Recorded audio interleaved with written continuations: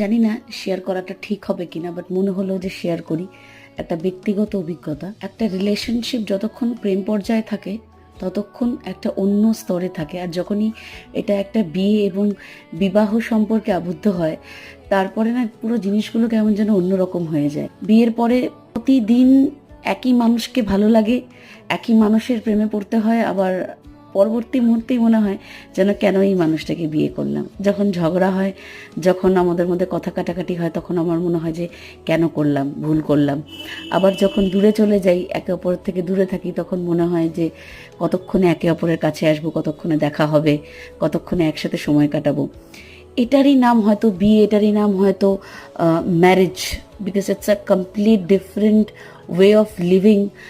একটা প্রেমিকা যখন বউ হয় তখন তার মধ্যেকার যে পরিবর্তন এবং সেই সম্পর্কর যে পরিবর্তনটা, সেটা অনেক ম্যাচুরিটির সাথে হ্যান্ডেল করতে